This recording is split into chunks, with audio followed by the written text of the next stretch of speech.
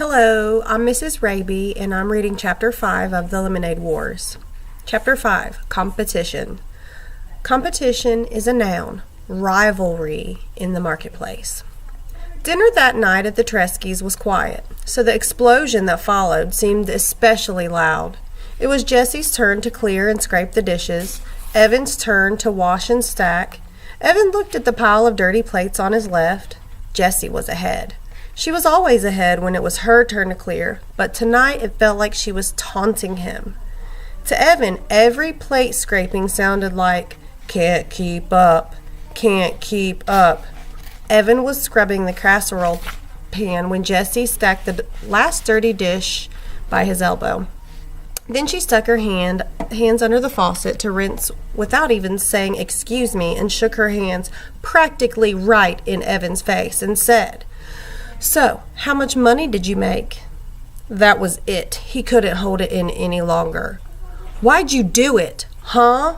Why'd you have to ruin the one thing I had going?" For a second, Evan wasn't sure if he meant the lemonade stand or Megan Moriarty. In a mixed-up way, he meant both. And there was no way he was going to tell Jessie that after paying back his mother for the 4 cans of lemonade, 1 can of grape juice, and 1 bottle of ginger ale, she'd been pretty irritated when she came down from the office, and there wasn't a single cold drink in the house. He had walked away with $2.11. On top of that, he was pretty sure Scott had kept the $5 bill they'd earned. Well, what was Evan supposed to do? Ask Scott to turn his pockets inside out? Evan hadn't kept track of the sales, so he couldn't be sure. "Why'd I do it? Why'd you do it? Why'd you invite that jerk over for a lemonade stand?" shouted Jessie. "And how come you wouldn't let me play? You're the one who was mean." "You're such a show-off," said Evan. "You always have to let everyone know that you're the smart one." "I wasn't showing off. I was just trying to have a little fun. Is that against the law? You won't do a lemonade stand with me, then I won't do a lemonade stand with you. I'll do one with my friend Megan instead." "You cannot be her friend. You cannot be her friend," shouted Evan. "Well, why not?"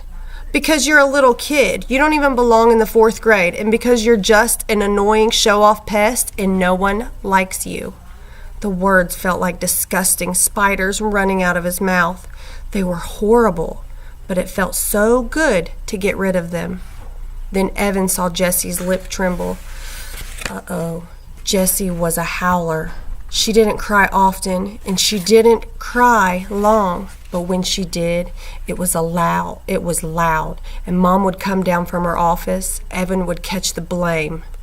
Unfair. But Jessie didn't get loose. Instead, she stood as tall as her runty height would allow and said, "Megan likes me. She invited me over to her house tomorrow. We're going to make another lemonade stand and earn twice what we did today." Oh, that was it. She was going to ruin everything. Show him up right in front of Megan, even before the school year started. Make Megan think he was just some stupid loser that couldn't even beat out his baby sister at a lemonade stand. Evan boiled over. "I wouldn't count on it, Juicy," he said. Jessie hated that nickname, and Evan only used it when he had to. "I'm going to have a lemonade stand every day until school starts, and I'm going to earn $100 by the end of the summer. Enough for an iPad." "Oh, please, like you could, if you even wanted to," said Jessie. "Megan and I already made $12 each today. We could have $100 just like that." And Jessie snapped her fingers. "And then what?" said Evan. "You'd lock it up in your lockbox and save it till you were 50 years old? You're the biggest miser on this planet." Jessie stiffened up and her mouth made a funny O. But then she put a hand on her hip and smirked at Evan. "For your information, I'm going to make a $100 donation to a charity." Evan snorted. "Yeah, right. What charity?" There was a long pause. And then Jessie said, as smooth as whipped cream, The Animal Rescue League. Megan and I talked about it today." "You don't even like animals," said Evan. Well, everybody likes animals, shouted Jessie, and I'm going to give them $100 so you can't ever call me a miser again. I hope I never have to talk to you again, shouted Evan. Hey! A sharp voice called from the stairs. Mrs. Tresky had a pencil stuck in her hair and a worried look on her face. I could hear you two all the way in the attic, with the air conditioner on high. What's up? Evan looked at Jessie, and Jessie looked at Evan. They had taken a vow, a spit vow. Ever since Dad had gone, they had vowed not to fight in front of Mom. It made her sad, sadder even than when Dad left. Nothing, Evan said. Oh, nothing, said Jessie. Mrs. Tresky looked at the two of them. Come on, out with it. What are you two yelling about? It wasn't a fight, Mom, said Evan. We were just joking around. Yeah, said Jessie. We were goofing. Sorry we got you out of your office.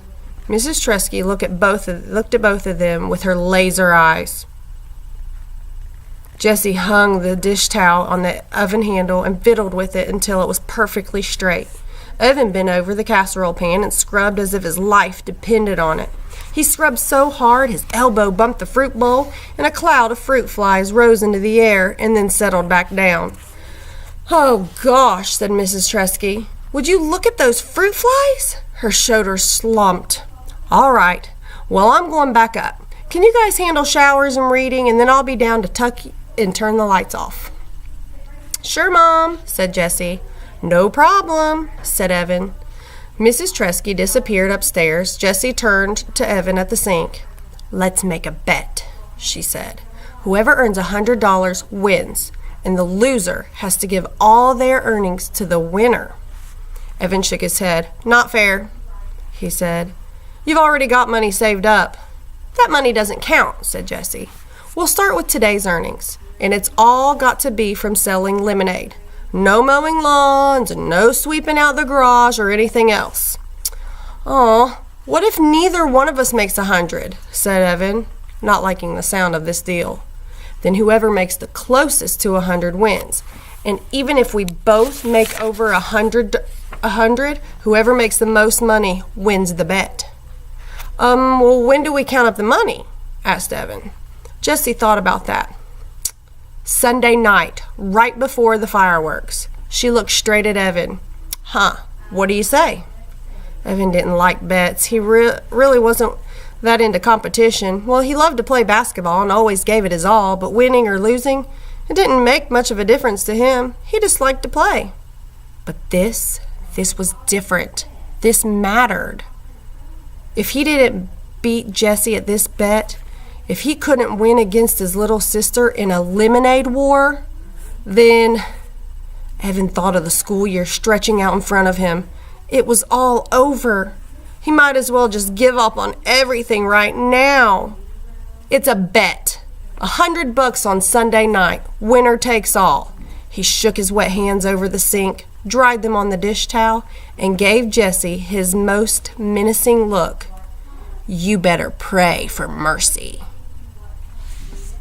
That's the end of chapter 5. I hope you enjoyed.